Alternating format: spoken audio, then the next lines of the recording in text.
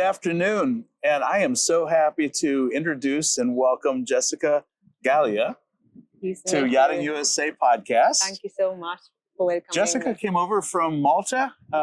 You're with a law firm, Dingli Dingli. Yes. And you live in an interesting space over there because through the law firm, you are also loosely associated with your work with the Malta flag. Yes. So, you know, we're talking again with flag and it's interesting how that comes into yachting and the importance of having a good flag representation or registration with flag in your yachting. So, first of all, welcome to South Florida. Don't you love our winters? It's just fantastic. I'm loving it, really. Yes, really it's we're so blessed with this weather right now. This is a spectacular day, and it's nice to be here on the docks and enjoying this Palm Beach International Boat Show. And this is an international boat show, so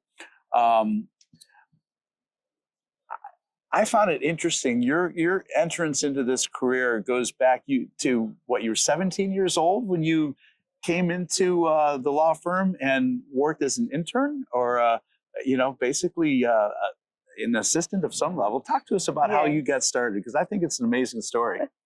So Kevin Dingli, who is one of the founders of our law firm, bumped into me. It was summertime, I remember, and I was in my first year of law school in Malta. I attended the University of Malta's law course, and he said, Jessica, hi, I've known Kevin all my life. And he said, I know you're taking the law course and we really need some help in the summer months. And why don't you just come to give us a hand as an intern, and you could see the way the law firm works. And at the same time, we really could use your help with the helping hand, because we are always short-staffed in summer. And in the process, you'll be learning. And I said, wow. What an opportunity. I thank you, Kevin. When can I start? He said, you can start tomorrow. And wow.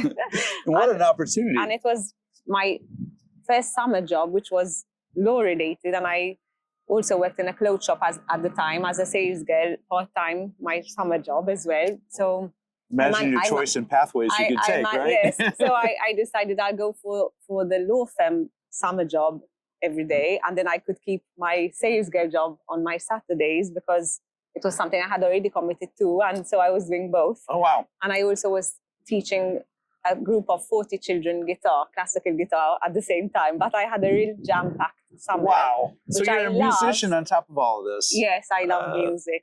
Love it.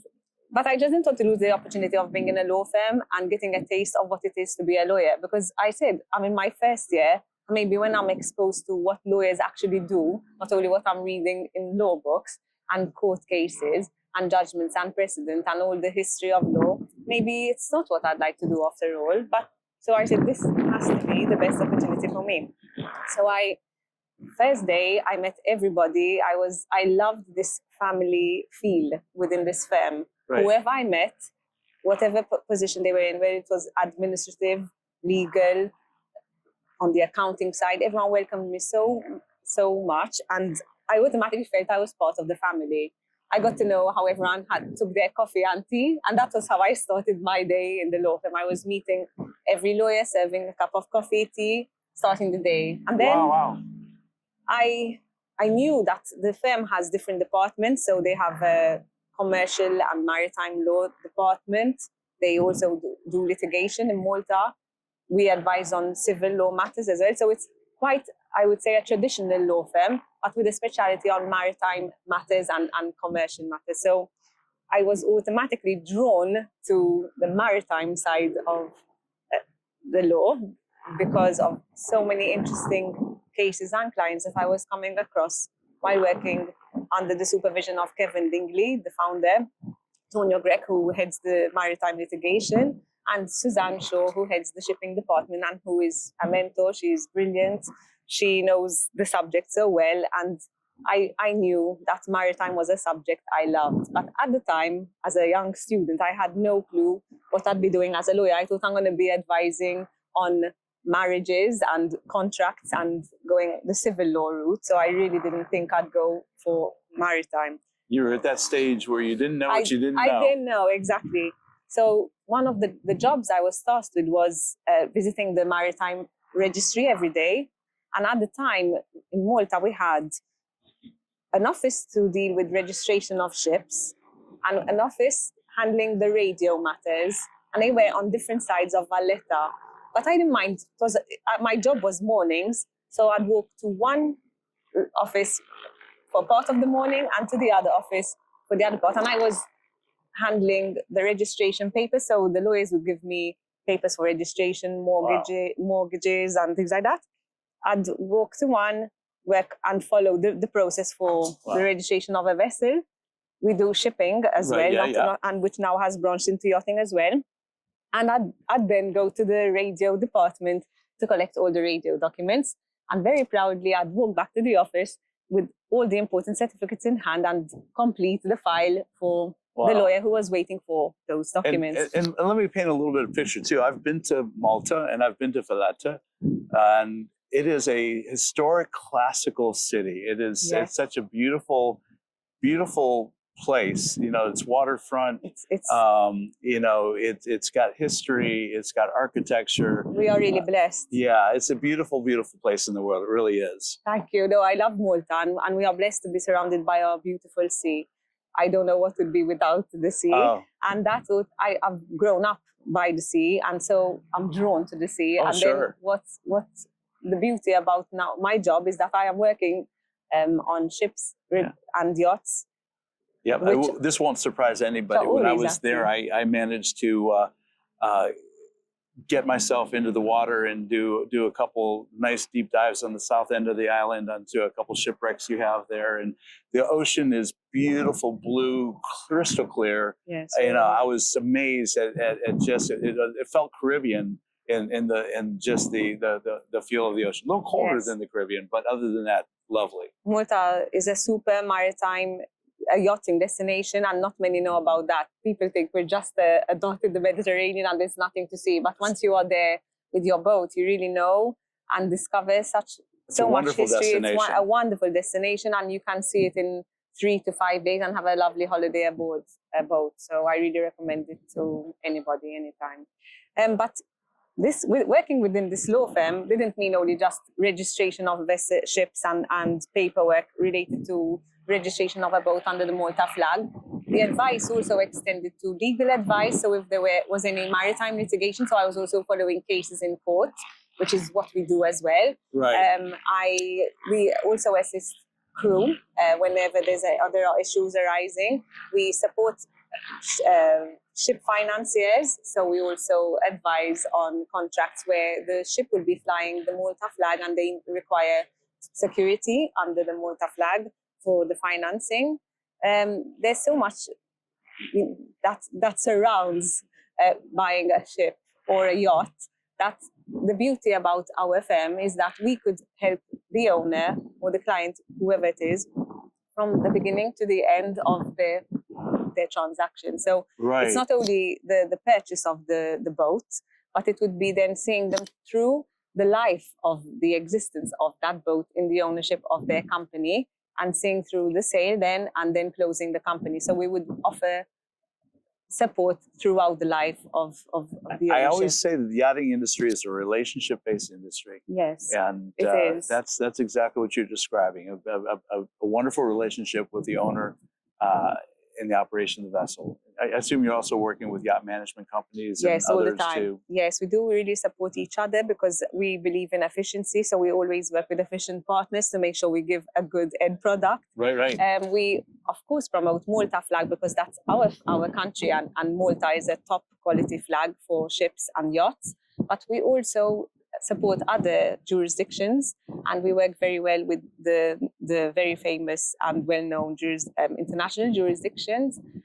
Kevin Dingli, the founder of our firm, is also the deputy registrar for Belize ships and Jamaica ships. Okay. So we can register Belize and Jamaica yachts in-house and ships too. Wow, and support also with financing and registration of security under those flags. Right. Besides then outsourcing support for other flags if it's not one of the three I mentioned, Malta, Belize, and Jamaica.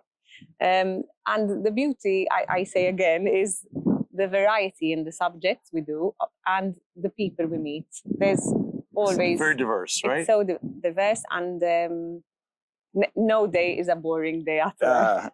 So as I understand it, you finished your law degree while you're working, Yes. and in the years you've been there, you've managed to become partner in the firm. Yes, with effect from January this year, I've become a partner in the firm, and I'm really honored about that. Congratulations! Thank you so much. And yeah, I feel I've grown with the firm. It's been really nice to see. Looking back at the years when I was a student in 2003 onwards, so right. until 2009, I was just a student and really learning, and I'm still learning every single day, even if I'm a partner today, because there's always something to learn. The law is always changing, life is always changing.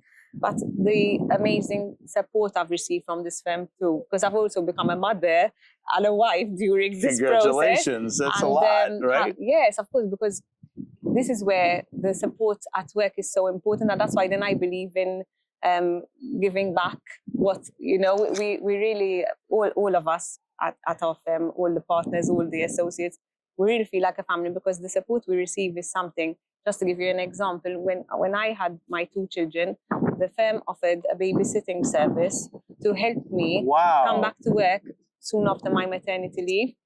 And while I was working, I knew my children were within the office being looked after by a babysitter, taking them around Valletta, enjoying some fresh air. I knew I could be back at my office, and this is a service that the office offers not only women but also the males. Wow! So it's something that's some that nice society. has been fantastic. Yeah. So that kept me going. So I never takes the stress working. levels down, doesn't it? It did, and I never stopped working. Because of this. It's just I've been able to continue my career, continue learning, and still have flexibility and be able to continue working from home if I need to. And so the support, and we're a team. That is what I love mostly. So you kind of have to be, because maritime law is a complex, multifaceted discipline. Yes. It's different. Ships and yachts and all of that are, because they don't stay place. They move. They start here and they end up there, and then they go over there. That's it. And so every place you go, laws change. I know just between Italy and France, there's huge changes. And things you have to know about whether you're in charter or private, whatever that looks like. So to have an organization that can backstop you when you're planning these itineraries, or you have a crew issue, in a foreign location that you have to try to resolve. Yes. And it's varied. We also know that we want to give an efficient service. So as I mentioned, we work with reliable partners all over the world.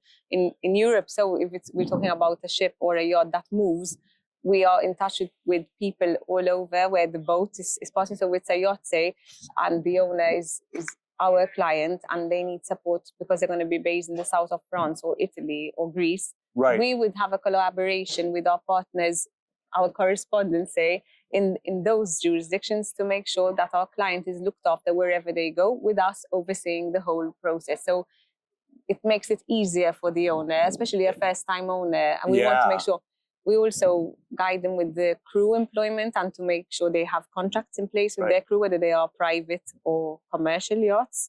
And Jessica, you just touched on something I think is so important. First-time owners, when they come into this industry, they absolutely don't know what they don't know by and large. And it can be so confusing and frustrating. And we talk about,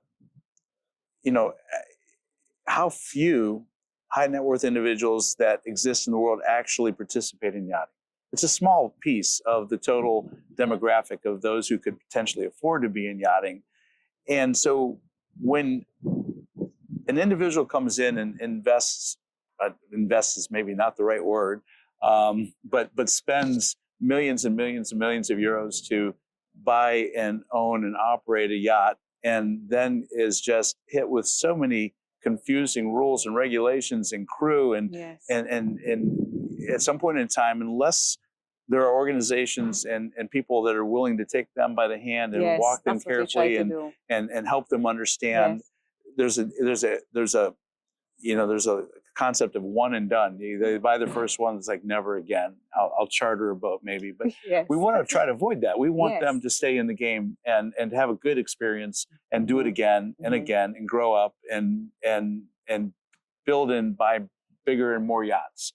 So your role is very important in that. Yes. So not only are we lawyers, but we are not commercial advisors. I always say this, but we do support owners in guiding them to know the whole picture. So it's not only a fun, you're setting up a company, you're going to buy your yacht, register it under the flag of your choice. It's not only that. There are lots of requirements, obligations, and that are not one-off, they are ongoing. So I find sometimes that potential owners, prospective owners come to us and say, so I've seen this boat, I'd love it. I just tell me, what do I have to do? What do I need? Let's get going. I want to be on the boat next month. And we say, look, first of all, what do you want? And we need to find out what the owner wants. Sometimes they are not really ready to be owners. You mentioned some owners don't have a very good experience on their first experience. That's right. Sometimes they're not ready to be owners. And I'd say, look, I think you should charter a yacht this summer and then think about it. I know you found the boat, but maybe it's not the right thing for you, because I don't think you are ready to commit to all the obligations that come with being a yacht owner. It's not all about the fun. You need to know that there are responsibilities, obligations, and it's not only about the flag state, because you need to have nationality for your boat for sailing in international waters. But then when you are in different states, port states or coastal states, you need to respect the laws in those jurisdictions. So it's not about saying, oh, I'm in Capri today, tomorrow I'm going to be heading to the south of France. Have you prepared for that voyage? Do you know what is required of you as an owner before? Well, and then I'm going to spend the winter in the Caribbean. You need to think in advance, and you can't.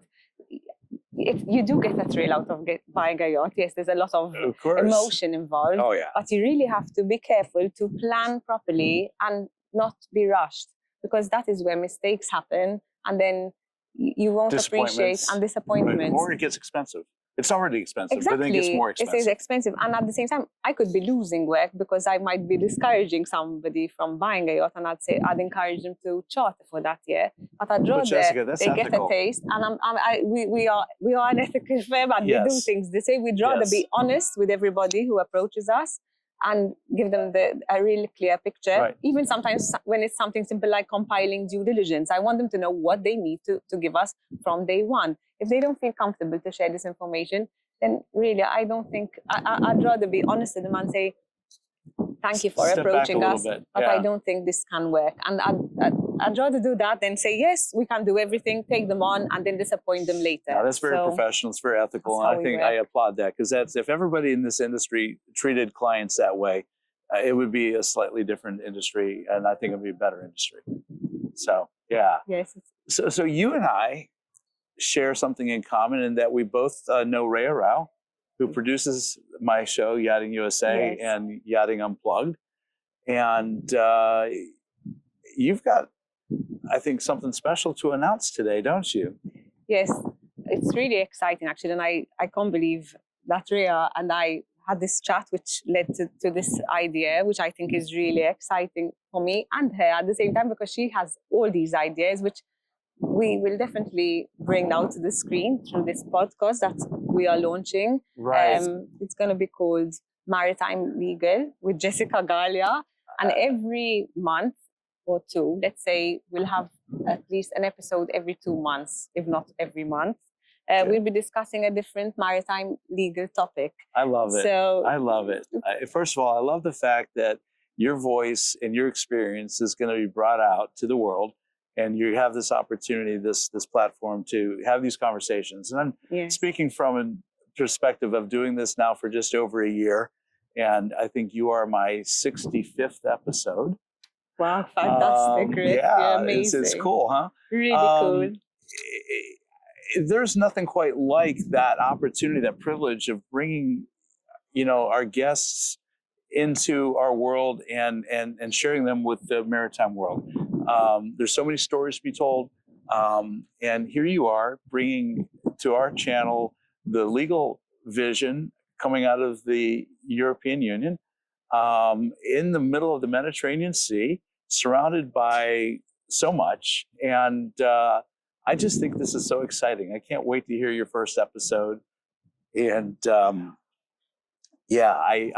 just thrilled for you, and I'm thrilled for Rhea and the Yachting International Radio Network.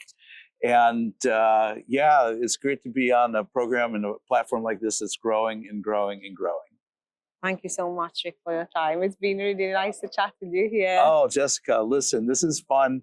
I'm excited to think that one of these days I'll be over in beautiful island nation of Malta and sitting behind your camera and microphone and having another conversation. I hope so. Oh, we will make that happen. Please let me know when you plan to come, because I'd make sure that you also have time to see the beautiful spots there are in Malta, not only at sea, but also I wouldn't on land. miss Because it. I understand you haven't had time to see Malta not much, on land. Not much. So I was on your island for 4 days, actually. I had a friend of mine who was captaining a large motor yacht, and I had the opportunity to come and visit with him. There was some other business opportunities, and I also like to put a little what I call Rick time into my travels. So I made sure I had a day put aside for some diving. And I didn't know what to expect when I got to Malta. And honestly, it's a little bit bigger than I thought it was. And historic, I'm a huge student of history. And so, you know, when you understand the Knights Templar experiences there and what they brought to the table, and, you know, where Malta lived in the world of the Crusades and going way back in history, and then even into World War II, and how fundamentally it was important to the Allies during the war to have that spot, you know, in the middle of the Mediterranean Sea. It's just a cool place. And the people that I met there were wonderful. It was just like, wow, what a gem, you know, right off the African coast, and you just wouldn't know it, right? Yes. And you can get to Sicily in an hour by ferry. By ferry, right? Yes. Yeah. So you get that Italian culture and ambiance and food. Very much. The food's pretty good. Yes, and most Maltese understand Italian too. Yeah. There was a time where we just had Italian TV. As a child, I didn't have English TV until the age of 10, so I automatically understand Italian because of that. Perfect. And I'm grateful for that, because I love to travel to Italy on any opportunity. So I can communicate easily. Cool. And we also have our own language, which is it's a mix. It's Anglo-Saxon, Semitic. It's a bit Arabic too. Wow. So really, it's quite a unique nation. It surely is. It surely is. Well, thanks for coming to our somewhat unique melting pot nation of the United States in this beautiful city of West Palm Beach, Palm Beach International Boat Show. I'm just so excited to be welcoming you onto our network. This is so fun. I'm honored to be the one to do it. Thank you so much, Rick, and Terea Rouse, who's been so successful in this field, and she's just a superwoman. So thank you, especially Terea. She's a rock star. A rock star. Thank you, Jessica. Rick. Really nice to have met you. Thank you so much. So much. Absolutely. And until the next time, I'm out of here.